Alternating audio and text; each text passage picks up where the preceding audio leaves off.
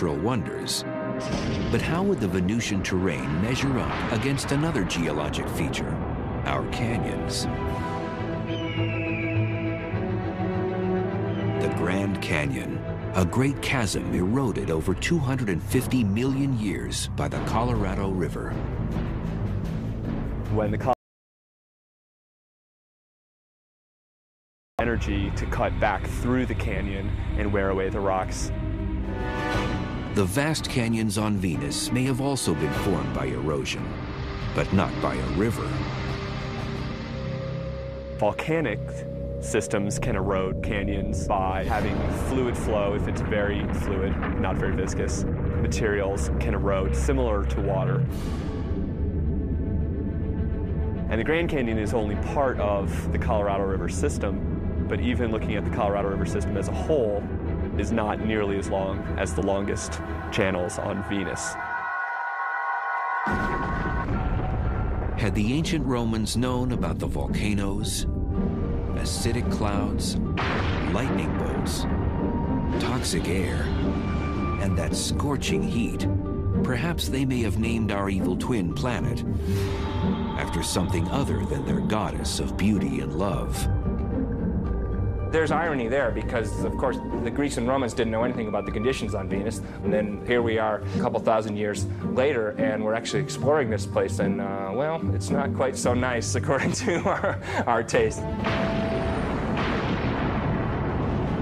But how do the dangers found on our sister planet compare to the cosmic violence on Mercury?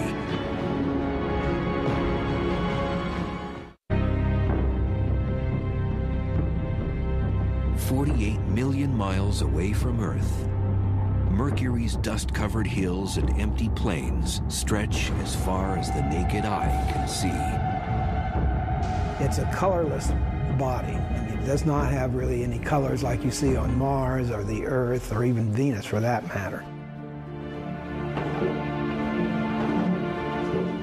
Dr. Robert Strong with the University of Arizona's Lunar and Planetary Lab has been a chief authority on planetary geology for more than 35 years.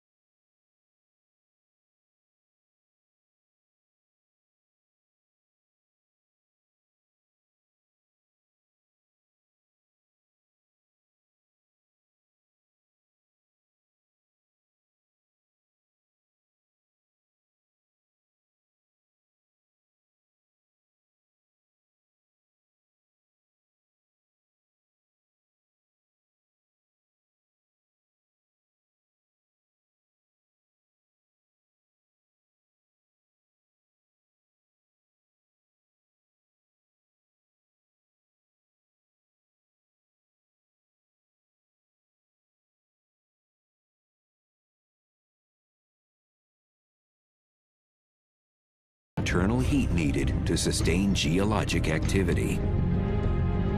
The internal convection currents that drive geology stop, and in general, it just freezes up and there's no way to sustain that geological activity. And that happened to Mercury a long time ago, probably after less than 1 billion years of its life. The days when the planet beat with a strong pulse that produced volcanic and tectonic Mercury quakes are long gone. Is Mercury a dead planet? Depends on what you mean by dead. Is it internally active now? Probably not. It's probably not active at all. It is essentially a dead planet and has been dead for about 4 billion years. For a near lifeless planet, Mercury still has some movement. Named by the ancient Romans after the swift-footed messenger god, Mercury orbits the Sun in 88 Earth days, the fastest of any planet. But when it comes to the time it takes Mercury to spin on its own axis, the planet holds the record for being the slowest. Length of time, around 180 Earth days, about half a year.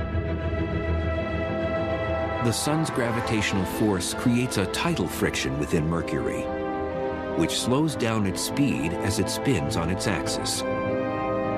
This means a year on Mercury is shorter than a day on the planet. And that sluggish rotation gives Mercury a somewhat peculiar weather forecast. For 6 months, the side exposed to the Sun reaches 800 degrees Fahrenheit. On the other side, the temperature drops to 300 degrees below zero. It has a long time to heat up on the side facing the Sun and a long time to cool down on the other side. And that's why it has these huge temperature extremes. Despite its close proximity to the Sun, Mercury is a bit of a black sheep in the planetary family. Its skies always seem like starry nights.